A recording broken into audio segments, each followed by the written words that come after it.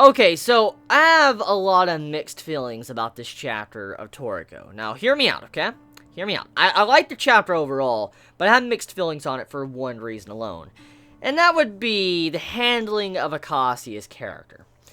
Overall, I know Akasia, he's been built up as this, like, main major character throughout the series of Toriko. He has, and you can't deny that. He's always been mentioned for a very long time since the earlier portions of Toriko.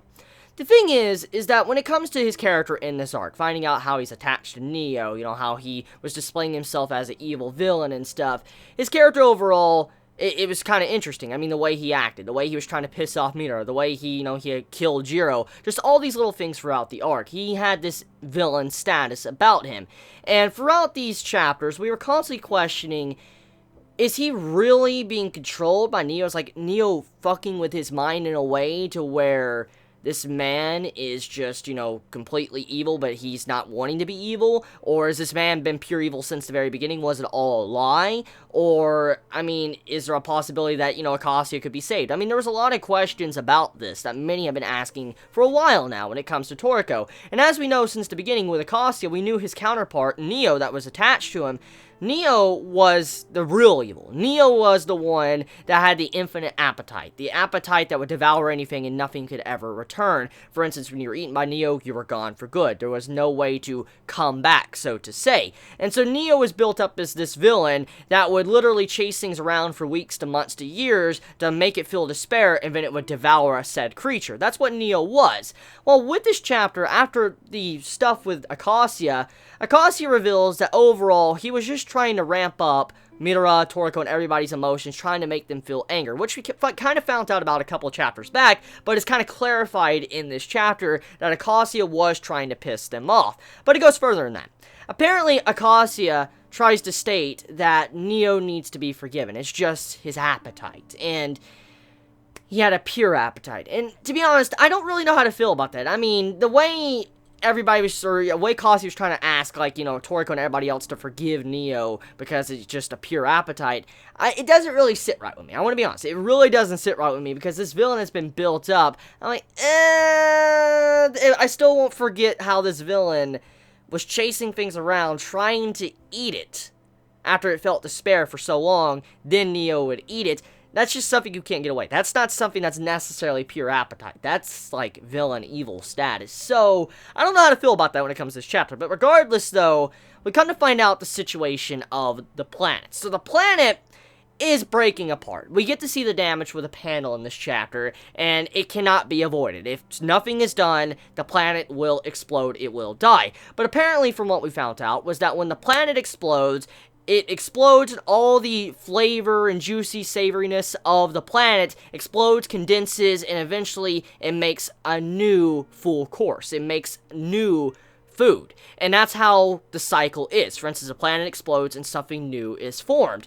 And because of this, the planet technically needs to die. It's the natural course of how it should be.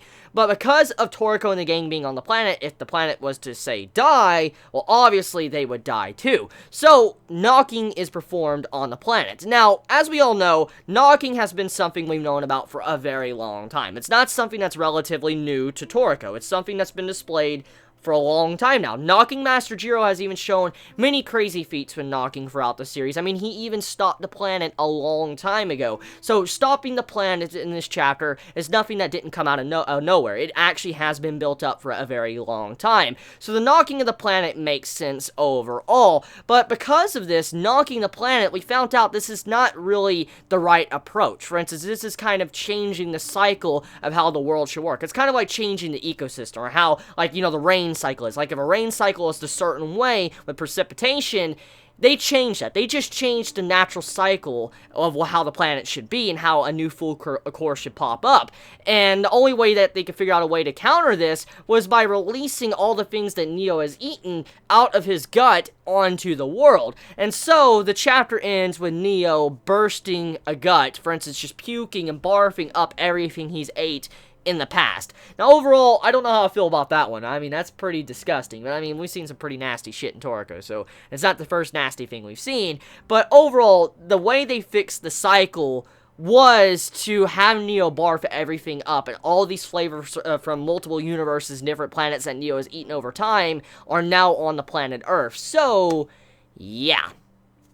I don't know, honestly, how to feel about this chapter. I mean, I'm a little bit on the fence with it because, I mean, it's a good chapter. It makes sense in a lot of parts. I mean, for instance, with the knocking, to how, you know, Acacia, you know, how he was actually a good guy and he was trying to build up this rage, to Neo, you know, actually weakening because he didn't like hatred. I mean, all this type of stuff, it makes a lot of sense. And also with the stuff inside of Neo being cooked for such a long time, it has been built up for multiple chapters now, so it's not something that necessarily came out of nowhere. But I just don't really feel right with Neo trying to be redeemed, or, you know, everybody trying to accept Neo because he just had a pure appetite. That doesn't sit right with me. It really doesn't. But regardless of that, though, it was a decent chapter, Toriko. I mean, we had a lot of stuff conclude with this chapter, and it just begs the question, is Toriko really coming to an end? I mean, now that they fixed the cycle, Neo is barfing up everything he ate in the past, what's next? I mean, I'm really curious. I really am curious. I mean, it feels like the end. It really does. And I'm just so confused right now. I mean, we know that the Far Lands, they've been built up for such a long time, but will that actually happen, though? That's the question. I guess only time will tell, I mean, as we continue on with the series. I mean, we are close to chapter 400, and there is a possibility maybe the mangaka wants to end it at chapter 400. Who knows? But, yeah. The chapter overall concludes the fight between Toriko versus Acacia, and just the question I have now is, what's next? Is it over? Is Toriko gonna get married? I mean, we'll see.